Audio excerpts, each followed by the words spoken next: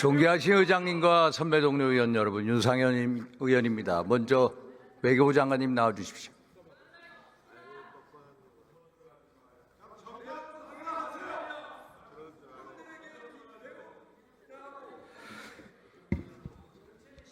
네.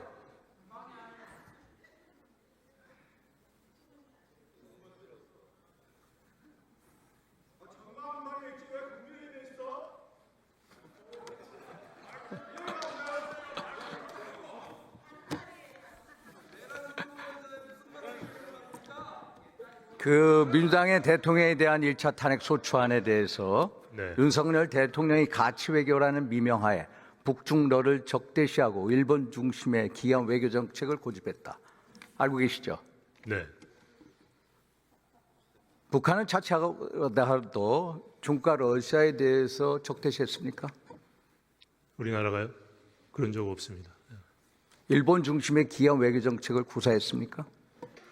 뭐 중요성을 부여한 것은 맞지만 일본 중심으로 외교를 하진 않았습니다.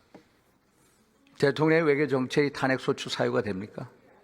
저는 적절치 않다고 생각하고 그래서 나중에 빠진 것으로 압니다. 문재인 대통령이 북중러에 굴종 외교를 하고 북한의 의장 평화체에 속아서 국제제재 해제, 대북제재 해제를 주장하고 다녔습니다. 이게 탄핵 소추 사유가 됩니까? 동의하기 어렵습니다. 민주당의 이런 시각에 대해서 미국 조야, 일본 조야의 판단이 어떻습니까? 뭐 여러 가지 의견이 나오고 있지만은 우려의 목소리가 꽤 있었던 것으로 보고를 받고 있습니다. 장관님, 외교 정책은 일관성 또 예측 가능성이 가장 중요한 거 아닙니까? 네. 상황에 따라 말 바꾸고 자충우돌하는 이런 외교, 결국은 국민 불안만 가중시키고 국제적인 불신만 초래하죠. 네. 이재명 대표께서 성남시장 시절에 일본을 적성국가라고 했습니다. 동의하십니까? 그렇게 말씀하셨는지는 잘 모르겠습니다만 그렇게 하셨다면 동의하기 어렵습니다. 한미일 간의 삼국 군사훈련에 대해서 자위대 군합발이 한반도에 다시 더럽혀질 것이다 라고 얘기했습니다. 동의하십니까? 한미일 안보 협력을 그렇게 표현하고 싶지 않습니다. 2023년 8월 삼국 간 한미일 삼국 정상회담에 대해서 역사의 수레바퀴를 해방 이전으로 돌리는 패착이다. 동의하십니까? 동의하기 어렵습니다. 2017년 대선 때 사드 철폐 공약 내걸었습니까? 동의하십니까? 미국과의 합의는 유지돼야 된다고 생각합니다. 중국이나 대만에 대해서 쉐시하면 다 끝납니까? 외교 관계를 그렇게 단순화해서 하기는 어렵죠. 후쿠시마 오염수 방류에 대해서 제2의 태평양 전쟁이다. 그렇죠? 핵폐수다. 누가 얘기했습니까? 저는 기억하지 못합니다. 민주당과 이재명 대표가 했죠. 우리 바다가 오염됐습니까? 뭐 그렇게 그것도 단순화해서 말하기는 어렵죠. 국민 피해 있었습니까? 그렇지 않습니다. 민주당의 무자비한 괴담 선전 선동에 얼마나 많은 혈세를 썼습니까? 그걸 누가 책임을 져야 됩니까? 뭐 대 문제에 대해서는 여러 가지 측면에서 신중하게 접근해야 된다고 생각합니다. 어민들에 대한 피해 보상 등 얼마나 썼습니까? 혈세를. 제가 못 들었습니다.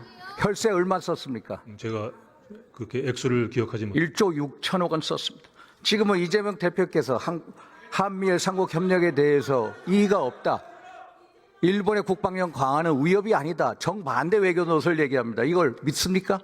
도대체 이 사람의 본심은 뭡니까? 제가 답변할 사안은 아닌 것 같습니다.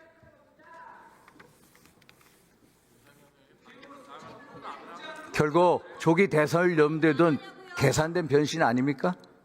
이 오락가락하는 외교, 미국, 일본 조에서 어떻게 생각하겠습니까? 아까 말씀하셨듯이 일관성이 중요하다고 생각합니다. 트럼프 대통령은 북한에 대해서 뉴클리어 파워라고 하고 있죠. 뉴클리어 파워라고 뉴클리어 파워를 인정하는 건 다르죠. 네. 언제쯤 인정할 거라고 보십니까? 인정할 리 없다고 생각합니다. 그러나 군사적으로 북한이 핵미사일 능력이 고도화되면 인정할 수밖에 없습니다. 그건 언제쯤 오리라고 생각하십니까?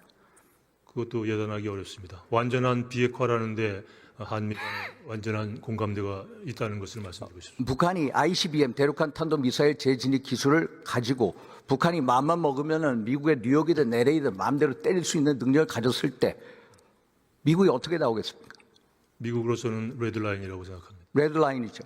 그러면 북핵 폐기가 아니 북핵 동결로 가고 북핵 확산 저지로 갈 가능성이 높지 않습니까? 그렇게 예단하고 싶지 않습니다. 저는 그 상황이 4년 내 트럼프 4년 내에 반드시 온다. 특히 러시아 북한 간의 군사적 협력이 고도화되는 시점에 ICBM에 대한 재진입 기술을 갖는 것은 시간 문제다. 2년 안으로 온다. 그래서 그거에 대한 대책을 세우자라고 말씀드리는 겁니다. 이거에 대한 대책으로 한미 간의 핵 공유 협정을 맺는다든지 적어도 우리 대한민국도 제한적 조건부 핵무장을 갖자. 어떻게 생각하십니까?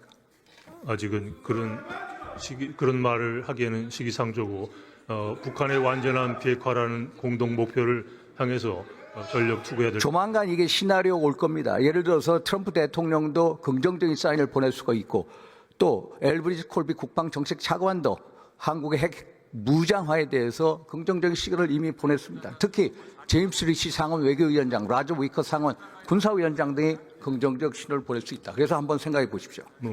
모든 가능성에 대비는 해야겠습니다만 대비를 하십시오. 전제로 해서 정책을 수립하자. 올해 주한미군 방위 분담금 규모가 얼마입니까?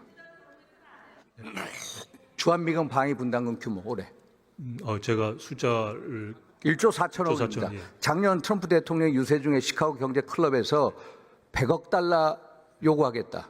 100억 달러 얼마입니까? 14조 아닙니까? 예, 10배를 요구하겠다. 재협상 요구 올 거라고 보십니까? 가능성에 대비하고 있습니다. 어떻게 대비하고 있습니까? 여러 가지 옵션을 연구 중입니다만 저희가 먼저 문제를 제기할 생각은 없습니다. 저는 재협상 요구가 오면은 좋다. 우리가 미국의 핵 전략 자산에 대한 전개 비용을 대자. 그러나 SMA 협정 바깥의 항목을 만들어서 주자라는 겁니다. 그 대신에 우리도 떳떳하게 한미 원자력 협정 개정이나 또 핵 추진 잠수함 기술 이전이나 또 해국 공유 협정 등을 내세우자. 이런 것에 대해서 생각해 보셨습니까? 옵션으로서 모든 걸 다 검토해야 되겠습니다만 단계별로 다뤄 나갈 문제이기 때문에 그 모든 가능성을 지금 한꺼번에 다 검토하고 있지 않습니다. 수고하셨습니다. 우리 김성호 법무차관 나와주시죠.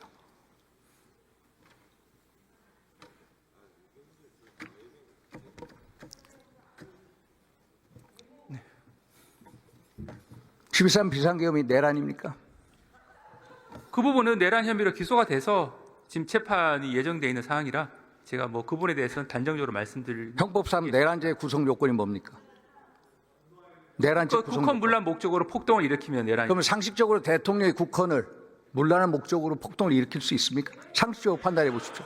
그 부분은 상식선에서 접근한다기보다도 드러난 사실관계를 통해서 법원에서 최종 판단할 사안으로 생각합니다. 비상계엄의 발동 요건 뭡니까? 전시사변 이에 준하는 비상사태죠. 그러면 그 발동 요건에 대한 고유 권한 누구 거입니까? 1차적인 판단 권한은 대통령이 있습니다만 그 판단이 옳았는지에 대해서는 이제 별도의 또 문제라고 생각을 합니다. 거대 야당이 그동안에 예를 들어서 탄핵 폭주 29차례 했죠. 또 입법 폭주 38차례 거부권 행사했죠. 특검 폭주 23차례 했죠. 또 예산안 폭주 이런 게 결국 윤석열 정부의 기능을 마비시켜서 결국 12.3 비상계엄의 도화선이 됐다. 이런 주장 어떻게 생각하십니까? 공소장에 보게 되면 기본적으로 국정 상황의 인식에 대한 점으로 첫 번째 이제 그 중요 쟁점 법안에 대한 입법, 이른바 폭주라고 하는 사항, 그다음에 이제 탄핵, 그다음에 예산 삭감, 그 외에 이제 그 부정선거 의혹 한 4가지 정도에 대한 대통령이 문제의식을 가졌다라고 공소장에 기재가 된 것으로 알고 있습니다. 공수처가 내란죄에 대한 수사권이 있습니까? 그 부분은 앞으로도 계속 다투어질 문제로 생각을 합니다. 기본적으로 이제 기소가 가능하지 않은 직권남용을 토대로 한 기본범죄 내란죄에 대한 수사권은 어디 있습니까? 내란 범죄에 대해서 경찰이 가지고 있다는 점은 경찰이 가지고 이론의 여지는 있죠. 없죠. 내란죄에 대한 수사권이 없습니다. 직권남용으로 기소한다 있을 수 없죠. 헌법 84조 뭡니까? 대통령은 예를 들어서 내란 외환의 죄를 범하지 않은 경우를 빼고서는 재직적 형사소추 당하지 아니한다라고 되어 있습니다. 그러면 직권남용으로 아무리 한다고 할 수가 없습니다. 만약에 한다고 해도 공수처는 공수처법 31조 가지고 하는데 공수처법 31조는 대통령에 해당되지 않습니다. 대통령에 해당되는 조항 공수처법 26조. 만약에 내란죄로 기소는 안 했는데 수사라도 하겠다 하면은 검찰이 해야 됩니다. 그래서 그 부분은 법원에서 최종 판단이 이루어질 사항입니다. 서부지법의 이모 부장판사 이름은 얘기하지 않겠습니다. 그 사람이 지난번에 1차 체포영장에 대해서 영장 발부한 거 아시죠? 네. 그 사람이 형사소송법 110조, 111조 적용을 예외로 하라. 이런 규정 네. 아시죠? 네네. 그 규정이 뭡니까? 군사상 이제 비밀을 요하는 경우에는 수색을 할 때 책임자의 승낙이 있어야 된다라고 하는 게 110조의 규정입니다. 군사상 공무상 기밀 장소를 수색할 때는 책임자의 승낙을 얻어라. 그런데 그 적용을 예외로 하라. 그런 초법적인 영장을 판사가 발부할 수 있습니까? 이제 그 해석에 대해서는 여러 가지 견해가 있는데 일종의 해석을 할 때 수사 단계에서 피의자 수색을 위한 피의자 체포를 위한 수색에 있어서는 준용이 안 된다고 해석하는 견해도 일부는 있습니다. 그 견해에 의하면 지금 말씀하신 그 부분은 확인적 내용에 불과하다라고 해석하는 견해도 일부는 있어서 그 부분에 양쪽 견해가 다 있다는 점을 이 자리에서만 그러면 법률에 대한 개폐권 어디에 있습니까? 국회에 있죠. 판사는 법률에 대한 개폐권이 없습니다. 검찰이 예를 들어서 검찰이 공처위법 수사를 받아다가 대통령에 대한 구속영장 기간 연장을 한번 신청했죠. 불어댔죠. 불어된 경우에 다시 신청하는 경우 봤습니까? 봤습니다. 처음 봤죠, 이번에. 그렇죠. 처음 보셨죠. 흔히 있는 일은 아니죠. 다 처음 봤다. 그런데 또 불어했습니다. 그러면은 취소해야 되는 거 아닙니까? 석방해야 되는 거 아닙니까? 그 부분은 이제 구속 연장을 불허했다는 것과 구속을 유지하는 것이 적절한지는 별개 문제이기 때문에 수사팀에서 그럼 별개 문제로 판단한 것으로 생각합니다. 이 검찰이라는 게 공소를 제기하는 소추 기관이자 인권 피해를 방지하는 인권 보호 기관의 역할도 하고 있습니다. 왜 우리가 검사라는 제도를 만들었습니까? 1789년 불란사 혁명 이후에 만든 겁니다. 그러면은 적어도 기본적으로 기간 연장을 2번이나 불허했으면 당연히 구속 취소를 해야죠. 그런데 공수처위법 수사에 같이 타서 결국은 검찰도 동조를 해버린 격입니다. 그래서 너무나도 유감스럽습니다. 그래서 그 부분은 이제 윤석열 피고인 측에서 구속 취소 신청을 해서 이번에 20일 날 기일이 잡혀 있으니까 법원에서 일단 또 잠정적인 판단을 할 것으로 생각을 합니다. 차관님께서는 헌법재판소가 탄핵 심판 공정하다고 보십니까? 그 부분은 제가 이 자리에서 저는 대단히 불공정하다고 한견이 봅니다. 있습니다. 죄송스럽습니다만 불공정하다고 봅니다. 예를 들어서 국회 탄핵 소추단이 내란죄를 삭제해 달라고 요청하셨습니다. 그러면 당연히 탄핵 소추안을 국회로 보내서 재의결을 해야 되는 거 아닙니까? 그것은 최종적으로 헌법재판소에서 결정할 문제입니다. 아니 헌법재판소를 믿지 못하니까 말씀드리죠. 헌법재판소법 32조 한번 보세요. 32조. 재판 중이나 수사 중인 자료 송부를 요구할 수 없습니다. 그런데 송부 요구했습니다. 이것도 헌재법 30조 위반입니다. 헌재법 40조 보십시오. 탄핵 심판 형사소송법의 규정을 준용하도록 되어 있습니다. 그러면은 기일 지정할 때도 변호인하고 협의를 해요. 변호인하고 협의해서 기일 지정했습니까? 그 부분은 변호인의 의견을 참고해서 헌법재판소에서 그 판단한 것으로. 그러면 2020년 형사소송법 개정돼서 검찰 진술서를 부동의할 때는 어떻게 해야 됩니까? 지금 기본적으로 조소에 대한 증거 능력은 당사자, 피고인 측이 동의하지 않으면 증거 능력이 없게 되는 쪽으로. 그게 원칙 아닙니까? 그런데 헌재에서는 검찰 진술 능력을 인정하겠다는 식으로 나오는 거 아닙니까? 헌법재판소법 51조. 동일한 사건을 가지고 형사재판과 탄핵심판이 동시에 진행될 때 탄핵심판을 정지할 수 있다. 그러나 정지하지는 않고 계속해서 과속 페달을 밟고 졸속 심리로 치닫고 있죠. 이게 대한민국 헌법재판소입니다. 그렇죠? 그러니까 기본적으로 탄핵이라든지 뭐 정당 해산이라든지 이런 유의 사건에서 형사소송 절차가 일부 준용되는 측면은 있는데 이 어느 범위까지 준용되는지에 대해서는 그래서 대통령에 대한 판단을 최소한의 방어권도 보장하지 않고 있고 그래서 한간에서 헌법재판소를 우리법재판소 반헌법재판소로 부르고 있습니다. 헌법재판소 바로 세워주십시오. 수고하셨습니다.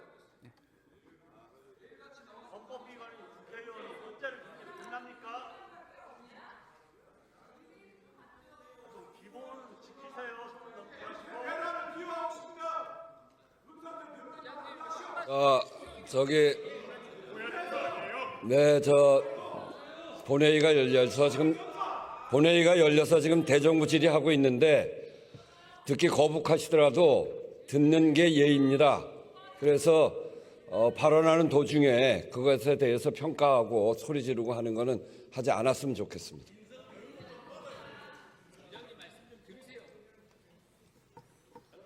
존경하는 국민 여러분, 지금 대한민국은 대통령 탄핵 심판이라는 헌정사의 최대 변곡점이 있습니다. 거대 야당은 12상 비상계엄에 대해서 무조건 내란을 단정짓고 대통령을 내란 수괴로 단정하고 그리고 우리 국민의힘을 내란 공범으로 몰아붙였습니다. 그런데 상식적으로 한번 생각해 보십시오.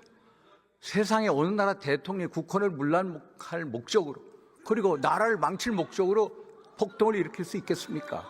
저도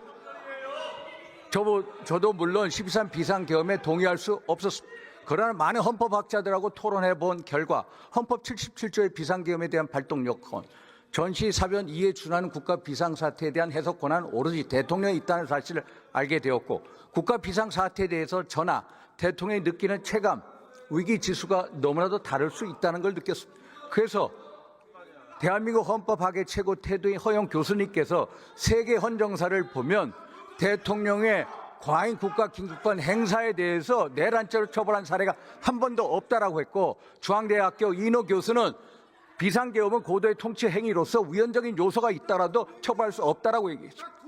그런데 내란죄에 대한 수사권이 없는 공수처가 수사를 강행하고 그리고 서부지법이 영장 발부로 화답을 하고 또 검찰은 이게 득세해서 결국은 이게 기승해서 결국은 구속 영장의 기한을 2번 연장 불을 받았는데도 구속 기소를 했습니다. 헌재에 대해서 대한민국 국민들은 전혀 믿지를 못하고 있습니다. 헌법재판소 불공정 정치 편향성의 대명사가 되어버렸습니다. 한마디로 대한민국의 법치주의가 무너지고 있습니다. 이 세상을 오직 왼쪽 눈으로만 보는 사람들은 지난 주말 광화문 광장 그리고 동대구형 광장에 모인 사람들을 구구라고 폄훼합니다. 그 사람들 구구가 절대 아닙니다.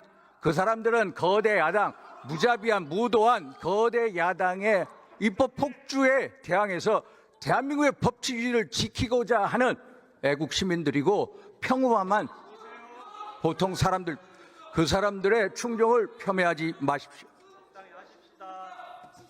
대통령의 탄핵 심판은 개인 윤석열을 심판하는 게 아니라 대통령 윤석열을 심판하는 것입니다. 사사로운 감정이 대한민국의 법치주의를 가로막아서는 안 됩니다. 대한민국의 탄핵 심판은 헌법과 법률에 의해서 공정하게 이루어져야. 그런데 대한민국의 법치와 공정이 무너지고 있습니다. 대한민국의 법치와 공정을 지켜줄 수 있는 사람은 바로 국민 여러분, 존경하고 사랑하는 국민 여러분, 탄핵 심판의 공정함을 끝까지 요구해 주십시오. 여러분들이 대한민국의 법치주의를 끝까지 지켜낼 수 있는 분들입니다. 여러분들이 이 나라의 진정한 주인으로서 거대 야당에 맞서서 대한민국 입법 독재를 막아주십시오. 경청해 주셔서 감사합니다.